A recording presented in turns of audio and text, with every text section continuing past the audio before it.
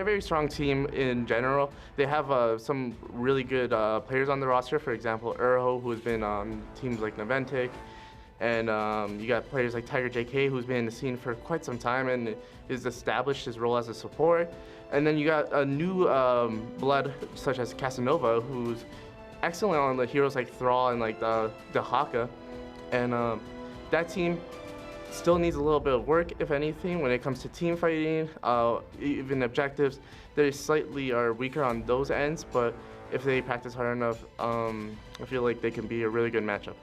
I feel as if Superstars is a team that, well, most people don't consider them a big threat. They can surprise you. They have a very solid roster, very experienced players, and I think they're going to pull some upsets this season. Going into this qualifying for the HGC and also the previous tournament's Nexus games, we played their team in their various renditions of rosters 3 times, and we lost all 3 times. So I am going to say like that's our biggest rival, just because we've had a lot of history of like matching up against each other a lot, and we haven't done so well. So I'm really looking forward to next time actually proving that we're the better team and getting a chance to actually show that off in the HGC League. I mean, you can say former, but they're still dumpster tier. I mean, I love my boy Goku, but we're gonna smash him.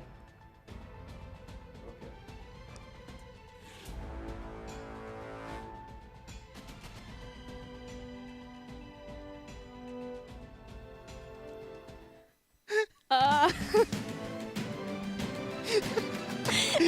didn't you warn me that quote was coming? I didn't remember. He just goes in. Casanova. Welcome to the HGC. I'm new here, but also you're still dumpster tier. Wow. Yeah, he straight up just comes out of dorm, goes professional for the first time ever. He's like, you can say former, but there's still dumpster tier. Man, there is a lot of history between these teams. Yeah. 3 times already, No Tomorrow has beaten Superstars. They're up 1 game in this series, too. Yeah. What kind of mental block does that have to give Superstars? It really comes down to the group of players themselves. Some that can be absolutely taxing. Others kind of unscathed, really. I do not know this group, nor have I played with them like long enough ever in my past to really have an understanding of the thought process for a majority of them. I can tell you that probably each one of them goes, you know, it shouldn't matter, but whether or not it does, I don't know. Yeah, it would be hard not to. I would say let it get to you at least a little bit. As we saw in the Battleground pool for HGC, we are going to be moving on to Sky Temple. And since it's a loser's pick format in these best of 5s, Superstars has chosen that they want to have first pick once again. It's something that's consistent against all 4 teams of the teams that played today, with the exception, I guess, of Tempo Storm switching it up just a little bit in their series. And that means that No Tomorrow has picked Sky Temple. Yeah, the Sky Temple match that we've seen a lot of different ways to approach it. Very diverse overall. So I'm excited to see the draft, see what we see, you know, kind of pop up here and there. No major cheese I can think of or anything to be afraid of. It's going to be very traditional. There is like the Juice Pirates. Juice Pirates! Pirates! Maybe. They're down. So maybe now's the time. You know, you bust out the crazy strategy. I feel like so many people know that now, that it's got to be something else. Oh, you've got to be far like more creative. Yeah, don't Vikings, give me that medevac. Maybe from Face. Some old school, like Team Liquid, European, like Shad, Eric build, where you're just running around taking the temple the whole time. I mean, it's a creative approach, and I think it might have a spot, but Sky Temple's not the map that I ever am like, yeah, this is the one that she's cursed. Other, like, Towers, it beats maybe? of its own, even Towers. But Sky Temple legitimately goes, if you don't team fight us, we get structures. And eventually that structure is your core. Unlike any other map where the map objective just very quickly prioritizes things, doesn't choose a certain lane. It just shoots at anything and everything. So maybe that's why No Tomorrow chose to go there. Is they're just trying to go to, okay, everything is team fighting. You're only team fighting us. You don't get to throw weird stuff at us. Play safe. Play fair. Yeah, and a lot of the ones that are able to do that more successfully are going to be some of the smaller maps, and Sky is one of the rare larger maps that kind of avoid that at best. Granted, it could be argued because it kills forts quicker, that it accelerates that cheese rate, which is where Juice Pirates comes into play. But overall, I would like not only to avoid Juice Pirates, just pirates in general. They're scary little lads. Except for Falstad, his pirate skin, he's pretty cool. Buccaneer, Falstad, Superstars, very quick. Ragnaros ban. I'm going to guess it's a Tassadar ban or response. Wouldn't that be interesting? I've never seen this decision. Oh, in fact, it's going to be. All right, so now where's the adjustment? Superstars, what are you going to first pick? Is it going to be Artanis? Is it going to be Mouth? Is it going to be Li Ming? ETC? I'm going with Mouth. It was Dahaka on their series versus Team Freedom. Going the Artanis again. Artanis. So Superstars have shown us they have 2 different Artanis players. Goku played it once, and then so did Faye. So this isn't as necessarily telling when it comes to hero pools as some other picks for them. Now, no tomorrow. What is their route? I am going to be a heavy promoter of a Malfurion Li Ming rotation, being onto the Sky Temple. It's very, very safe. It does not auto attack centric against the Artanis. Granted, his shields are a little bit annoying to be able to deal with, but in the end, it usually is going to be all right. Malf obviously been respected as probably universally the strongest support in the game right now. Tychus again, high priority on this over and over again from No Tomorrow. It's Jason. He's played Tychus And they neglect the so Malf. much. He played him twice, 2 out of their 3 games last series too. I like Tychus more than his stats give him credit. I just don't know if I like him that high in rotation. Granted, they know Superstars are going to have another warrior, so some higher health pools. Yeah, no, absolutely. And to the Artanis, you can't run him solo very effectively, if at all, unless you kind of maybe bust out the Medivh. But other than that, it's going to be a rough time. Malfurion, Falstad are the lock-in here for Superstars. I'm more surprised of the lack of Malfurion prioritization than I am the Tychus, I guess. Obviously, I didn't necessarily throw it out there, but No Tomorrow stuck to it. They've stuck to their guns. They're sold on the Tychus being strong. He is good. Yes, he can make a lot happen. That lack of Malfurion prioritization may come back to haunt them. If we see No Tomorrow go for a Thrall, it might be that they're trying to do the Sunder stage dive combo. Is that's a done. combo? Oh, okay. Yeah, Sunder stage dive. All right. They basically like What's that one called? Tweet at us to tell tweet us what at to us. say. Use the hashtag HGC. Let us know what Sunder plus stage dive equals. It was devastating. It was a cool combo. Yeah. All right, Dahaka, Diablo, warrior bands all around. And I like that from No Tomorrow, kind of limiting what Superstars can choose from for their second warrior, but at the same time, by banning Dahaka, Superstars are trying to constrict the globals that might be able to keep up with Falstad. All right, there's Zeratul and then the Li Ming. Interesting choices coming out here for No Tomorrow. Mainly just because Zeratul Li Ming is probably one of the more powerful duos in the entire game. Not only do they work well when it just comes to priming kills and confirming them, but they work better in the sense that both of them thrive when one thing dies and chase their opponents down. Very, very scary into skirmishes. I'm not sold on this map to run Zeratul as the only melee.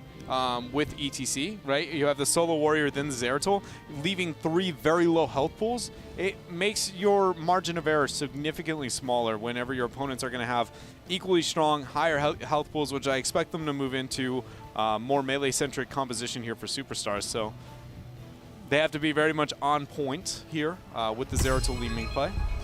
So if Hostie's playing Falstad, what's Faye playing? Faye's going to play Vala again. Tried and true at this point. And the Johanna pickup there. That is a more favorite hero when looking at Srey specifically on the side of Superstars. He has played that hero since I can remember, really. Even when she was not even considered really that good, he would just prioritize her above some of the other ones as well. So interesting choice. Coming out from them, I've talked time and time again, when I have a double warrior, I think that Johanna doesn't really complement that very, very well, in the sense that she just doesn't do enough damage to justify a double warrior, nor does she peel or prep kills hard enough to really justify that.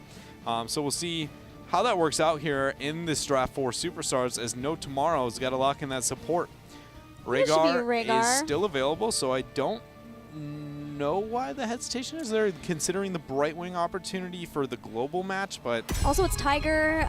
He plays quite a bit of Karazim, at least has in the past, although hasn't yet for this HGC.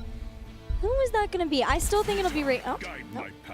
I shouldn't have second guessed myself. It's the Karazim. All right. Huh. What's the combo here? What are we looking out for?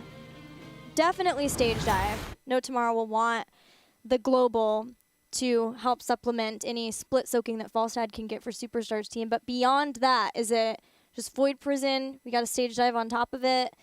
And then from there, total punching, shooting. Yeah, you just throw the stuff. And then I give the pew, pew, pew, pew, like the tracer, that you just throw out all the spells. I mean, kinda, I guess, is what I would think when looking at that. I think the most important thing is not necessarily the stage dive into the Zeratul, into a Wombo. It's more of just when a Void comes out, either make it to where Leeming is isolating a target and confirming the kill, or at least setting up to be able to get confirm one after it drops. And then it's going to be just focusing on Leeming resets more than anything else in this type of draft. Yeah, this draft to me seems very much like Zeratul versus Falstad. Who is going to have the better setup? Does Falstad get a gust away to save Superstars so that they can come back in and re-engage?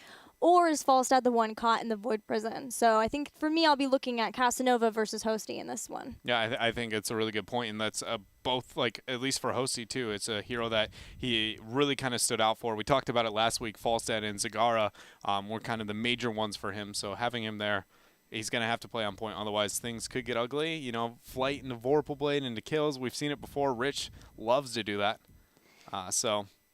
Well, sorry, guys, we're having some technical issues, but thank you for your patience. Looking at these drafts now, too, what does Superstars need to do? They do have more tanky heroes who can sit on the points. That's always good to see. That's why sometimes you'll see more Double Warrior on there. Anything else strike you as to how they might be looking to get into engagements? I think it's got to be swift and catching somebody off guard, really, for the most part. And if it's not, I don't really know. With the Johanna and the Artanis, you know, having that Double Warrior, but neither being able to produce a large amount of damage, I am very concerned for that. Yeah, I almost wonder if, I guess their hope is all banking on if Goku can hit the right swap, and if they do have that Blessed Shield is here, they can gust people away, but you know what I'm thinking? Oh, no, hit me with it. What is it? What is it? Oh, I would just love Falling Sword. I'm always going to advocate for Falling Sword if I can get it. We can see if that's going to be the case. It is time to go into the game. Game number 2 between Superstars and No Tomorrow. All right, what was it? Hit me with it. I told you Falling Sword, man. Is that your answer? No, not in this case. It just There's not somebody to dive with, yes, but so I always get excited for a possibility. It's I like agree with my you. lightning breath, okay? All right. Let me dream. What I am looking forward to, or at least wanted to touch up on the Superstars draft here, is when you were referencing, you know, they could get you a big swap or anything. I very much, we compare Artanis to the Stitches argument of, you know, one good swap is all it takes. But it's also, in the same light, looking at the negatives of Stitches back in the day, is it's not just, you can't bank on a good swap to be the win condition too, right? And Exactly. I feel that with the Johanna lockdown, like without going with a Murden, a follow-up CC, who can do a bit of skirmishing on his own, it's one of Murden's maybe better maps in the sense that he can deny the Shrine probably better than almost any other hero in the game. And that's the type of stuff that I am concerned about with Superstars draft. It's just that Johanna lock-in. But Superstars do have Malfurion to be a follow-up behind it. Sunderstruck. Sunder and stage dive Sunderstruck. Oh my goodness. You guys are really good at this. So good at combo naming. Just so you know, I'm stealing these someday. Just, you know, you got to throw it out there. Sunderstruck. And the Easy Bake Oven, I mean, it's a gem. How do you say no to that? I love the trampoline, too, because when you have somebody who is in the back of an entomb and you throw out Expulsion Zone, they really do look like they're bouncing on a trampoline. Yep. I love it. You guys rock. 10 seconds away from the Shrines. Urho maybe caught out. Power Slide is still up. He will get swapped and slide right on out there. Hosty with a very aggressive barrel roll. If the Casanova sets his focus to him, Hosty could be in a tough spot. Saray rotates down. Shots have been captured here by Tiger JK in the mid lane for a short period of time. He'll have to retreat from that shortly.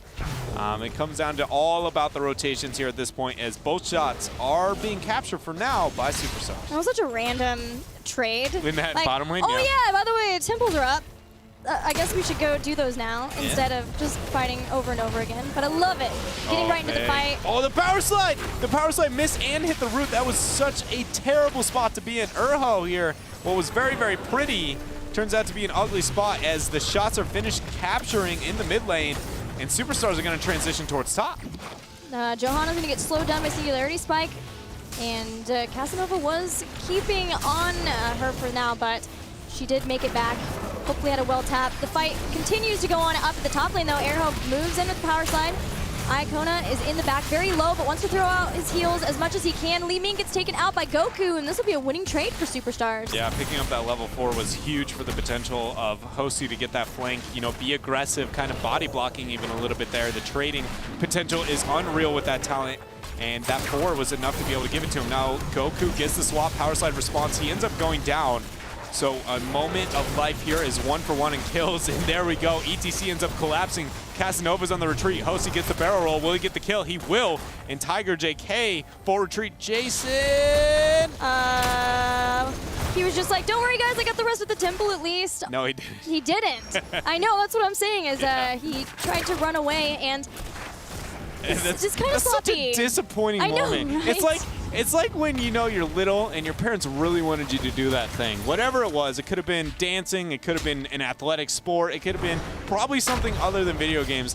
And they're like, yeah, we wanted you to get out there and do it. And you're like, fine, I'll go out there, I'll do my best, I'll give it a shot. And then in the end, you go out there and you feel like you gave it your all, and they just look at you like, what happened, dude? What happened? And you're like, I tried! I tried to get the shots. I tried to make you happy. Was it like one shot away from getting the 5? It was one away from triggering the last 2 and then the 5 burst. And he walks off of it and he's like, you know, Dad, I did my best. I don't know who Dad on that team is, but either way, he's going to be not too happy. I think it'd probably be Airho. Yeah, I think so too. The team. Papa Airho. Okay, so that first temple phase was probably not how No Tomorrow envisioned at all. Things got a little strange really fast, and that does put them down about a level from Superstars, but they're not down and out of it yet. They just need to keep calm and be ready for Superstars to be everywhere at once, to be very concerted, because this is where Superstars shines, when they are ahead in a game. Yeah, it very much is where Superstars just seems to become, I mean, I guess Superstars really is where they seem to level up their play overall. And on a map like Sky Temple, with confirming those early shots on, with the bottom shrines are going to be spawning here, it will actually be very slow.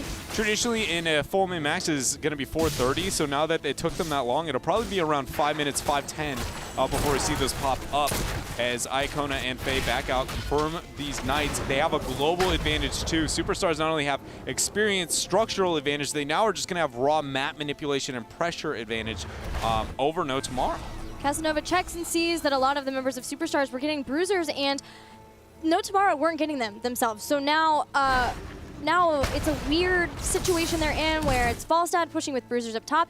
Maybe No Tomorrow can force Falstad to fly down right away, and then it won't be as strong, but still without bruisers of their own, those are going to get a lot of free push onto their top fort. Yeah, that's a lot of value, the fact nobody's rotating. And Zeratul is now committing to get the clear there into the Knights. And that's the best call here for, No Tomorrow, because there is a 0% chance they're going to be able to confirm these shots with their opponents this close to 10. You'd see the traditional delay, and then your solo queue nightmares come real where your opponents hit 10, the shrine is full health, and your team is going to be dead.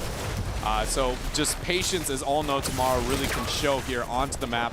Backing out, getting rid of the Knights, shot transition for Superstars. We'll confirm this in a little bit towards mid. Superstars have a full level advantage, so they can move on and try to do more with heroic abilities than just sit around that bottom lane. It looks like pushing in mid is where they want to make a point of siege. Yeah, it's probably the main focus here for them, just because bottom shots have put it so low. It's another free experience advantage, and then transition top. Just make your opponent answer to you at all points. No swap attempt coming up from Goku. We'll see if he moves up. They are. They're going to make a full rotation. So, No Tomorrow has a small window, and the fact that Zeratul is shown onto the bottom lane is a problem. He has to make that transition. He is a must-have in team fights if they're going to be successful. ETC should replace his shoes, which is going to be the case here. So, if we see Superstars make that aggressive rotation, that is proper response on the side of No Tomorrow. Karazim still considering if we're going to have 7-sided strike or Divine Palm. 7-sided will be Tiger JK's choice. Have we seen a Divine Palm at all on HGC? I didn't think so. Not in North America, at least not so far, which is very, very surprising. I am a huge fan of Skirmish Karazim, going full DPS build, but I still think that Divine Palm most of the time is a far better choice here. Oh, Blessed Shield! Oh, Casanova is deleted. Yeah, he is straight up removed. And it's for small moments like that is why I really do like the Palm, though, over than the 7-sided.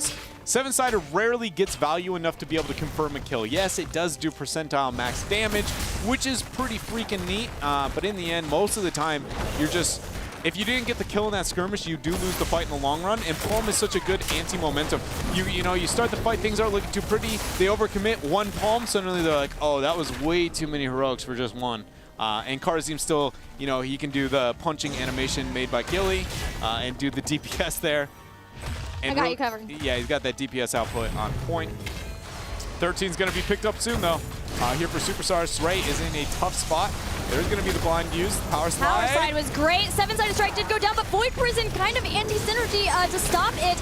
But still, Johanna gets taken out. And now, here's the full force of No Tomorrow. Goku, all he does is blade dash. That might have bought enough time, though. Stage dive. Arrow does not want to let it continue. And a simultaneous second double kill at once. Arrow was still within range for Faye to at least get a counter kill on him, but 3 for 2, and that bought some time for No Tomorrow. Yeah, No Tomorrow is really what they needed to be able to be successful there. I was surprised the stage up was able to confirm. Not only that, just 2 kills for the team, and the raw damage output that you saw in that team fight coming out from Tychus really was able to help them. Posey is in a tough spot now. Ends up getting the barrel roll right on out here. Health bars have fallen pretty significantly low for No Tomorrow. Ray is going to come in, try and get them out of there, buy enough time. This is what I was talking about with the Murden over the Johanna. Johanna's pretty good at this, but I can't help but feel like, again, Murden is a smidge more successful when it comes to that delay and raw skirmish power. But with all forts up on the side of Superstars, No Tomorrow is looking for a pretty big answer here to what's happened so far. Gotta be frustrating for No Tomorrow, too. They won that fight and down 12-13, but now they still had to go back and heal and find themselves in trouble when it comes to the shrines or the temples. There's no Void Prison here, too, so Casanova jumped up and Stray has Blessed Shield, and without Void Prison, Zeratul went aggressively forward and then just got punished for it. Yeah, and that's the second time we've seen that happen, and it's not very... I guess it's not uncommon to see that in competitive, too, when they move in for the transition, and just... There is no... Typically, you have a support with Cleanse or a burst heal to save the Zeratul in those scenarios, but considering, again, without that Palm opportunity, with having the 7-sided strike committed fully to Artanis, they're in a position to where if they don't initiate and get a kill, they will struggle in the long run for No Tomorrow's composition. And it all started very, very early on with those couple of picks, snowballing the map, and they've been on the back foot the entire time. But there is a moment. It's just they have to press their R buttons and they have to do it at the same time. Karzim will get Cleansing Touch at 16, so maybe that will help if Zeratul finds himself in a situation like that again, but that's a long way off. Yeah. And part of the problem was with that fight, it's just that No Tomorrow have these long cooldowns, specifically this long cooldown of Void Prison that wasn't up yet, and Superstars were able to take advantage of that. And one thing to note, too, is just to look at in general that, yes, Karzim does have the opportunity to move into the cleanse at 16, but well, I guess I'll put it this way. Let's see how many times, if that is the route they go, that they get any value out of it. Because a lot of the things that people underestimate about Karzim, oh, that's a stage dive. Karzim, 7-sided, he's body blocked out. Are they going to be able to get, they will. Wow. Nicely done. I never expected that. And so No Tomorrow confirms the pickoff on the bottom. And now has got a small window to be able to catch up. Falstad's up on top, no 16, even though No Tomorrow got comeback experience for the kill. And it seems like No Tomorrow is just having to run around to wherever they can to stop these globals, especially when ETC has to use stage dive aggressively like that, which is great. They did get a comeback kill, and that has gotten them some experience, but they did leave lanes for a little bit to do so. So now moving back in lanes, making sure they can still get soaked so they can try to get to 16 as soon as possible, because there will be another temple phase in 30 seconds. Oh, and what I was going to note about that 16 opportunity on the side of Karzim, if they move into that direction, just try and note how many times it actually gains value. I personally think it sounds really neat until you use it, and then you're just like, what when would I ever get this cleanse off and not die with them? Like, he has to 'cause you pop have to dash 7-sided. in. Are you going to do it with Blessed Shield? Oh, wait, you're going to be stunned yourself? Are you going to do it with Root? Oh, you're going to be rooted? You're just going to go into the root. You're going to get rooted yourself. Exactly. It is one of the most overestimated talents, I think, in the game. I'm not saying it doesn't have a spot because it's a cleanse. It has a spot. It's just rare, and this is not the game I would like to see that come out. Speaking of roots, Jason is in a Huge terrible Void. Oh position, my. but Void Prison stage dive dove on top of the Void Prison before it had been dropped, and that'll be the end of that engagement. 7-sided strike was used. Stage dive and Void. Odin has been used as well. It's going to be ticking here. And meanwhile, the Heroics on the opposite side, Blessed Shield, and going to be the suppression pulse there coming out from Artanis. So that means Twilight Dream, Gust, and Rain is still up here. Boss has not been touched by either team yet. That's the end of Odin, and there is another temple in the bottom half of the map. If Superstars wanted to, they could just trade. Oh no, they want to battle. Those Heroics were used. They have 3 up. There's going to be a Gust combo here. There goes the root on to Li Ming, the silence as well. And already Li Ming is off the table here. Talking Trees has been silenced. It's a 1-for-1 though. Talking Trees is gone, as is Goku on Artanis. But Zeratul moving up for a flank on the side. Faye checks out, not going to let it happen. And Blessed Shield will get another kill on Tychus. And now Superstars can look toward temples. That's all they wanted, and they reap the rewards now with the shots moving in. I mean, this game has started with the tone, and it hasn't let go. As the whole game has gone through, it's been very hard for No Tomorrow to be able to make that comeback without to make that fight. And I can't help but I feel like a lot of it is a compositional 7-sided strike on Stray. A lot of harass. Blind comes out. There's going to be the Condemn. While Hope is going to be able to heal him up. And Superstars, again, is going to have the upper hand here. And it just, it feels like a compositional flaw a little bit here. Granted, every time a fight started, No Tomorrow's caught out. Somebody is caught out somewhere. And because there is no cleanse, there is no supporty heroic to be able to help them maybe turn that momentum. We've never seen a moment where it's like, here's 5 versus 5, everybody's health. You know, go in, start the fight together. And Superstars has had such control over this game that I don't even know if No Tomorrow has the tools to come back. Well, that's the nice thing about Void, right? There's always a possibility with a good Void. You just have to make it happen. ETC is done with the top temple, so at any time you can stage dive in. Casanova's the one who's been looking for it. There's stage dive in the back line. Casanova's going in, didn't find anybody for the Void Prison, and with the Gust, Erho is way isolated from the team. He gets taken out. Now a Void has gone down. 7-sided strike too, but no kill yet. All the heroic abilities pretty much been used. That's Odin. That is it too. And No Tomorrow are running out of time to get a kill before Superstars can come back in. Yeah, it's just, again, the same scenario there in these team fights. They don't have what it takes. Hosty actually gets the flight onto Jason. He's going to be able to win this trade for now. Unless Jason has his passive up, he might have the opportunity to be able to turn it. Not even, didn't even move into the 13, so for the self-heal. So just Superstars, again, confirming more and more shots. That is going to be the keep. 20 is into their favor. And it looks like there is very little left on the side of No Tomorrow to be able to turn this. The only thing is maybe a panicked boss choice. And it's if No Tomorrow hits post 20, they have good boss control tools. Not as good as Gust, but there is a slimmer of hope there on the side of No Tomorrow. A slimmer? A slimmer of Slim hope? It's a glimmer in a slim amount. It's a slimmer. I don't know. Actually, that one was just word vomit, really. No, it's great when you make up words. We always know exactly what you mean. No Tomorrow, cheeky, boss. It's scouted. There's the blinds. Ball sets here. All right. The question is, no when Void. does No Tomorrow take lift off? As Saray is going to move in, they're going to take this boss for free and say, thank you for that. If they stage, they need to forfeit this if you're No Tomorrow. You do not win this fight. But they don't keep bottom. You can save the game. It's only 16 minutes in. It's not game until you die. That's a thing that everybody underestimates about boss. Even if they capture that boss, you have a higher win condition moving past it and starting the fight there. And they would have had Void Prison too for the but defense. now they're gusted. Boom, baby! What are you gonna do except die? Nothing here. Hosty with the plays, and that should be enough to be GG. Yeah, it's a full team wipe, a boss, and that'll be it. Superstars will be able to tie the series back up. They would have had Void Prison. They would. This is the situation, though, between both of the teams. Both of the teams have this possibility of doing it. If things are going their way, they're unstoppable. But the minute that things are not going their way, it's like they just cannot figure out how to turn things around. It's hard. It's a very complex question. At times it's easy. Sometimes it's near impossible, honestly, without sitting back and just kind of like a full change of approach to the game overall. So I'm not surprised to see that. I can't help but feel like at least that last game, it was a very straightforward thing. Like, at least let us have a full 5-on-5. Like, anytime you don't get that, you obviously have something to look towards, and that's going to be just getting caught out from the rotations on the side of Superstar, left and right. There was somebody a little bit too far out. Oh, my goodness, they almost died. We had to burn 3 heroics to keep them alive, and now we have no chance of winning the team fight. Well, guys, we have a treat for you before we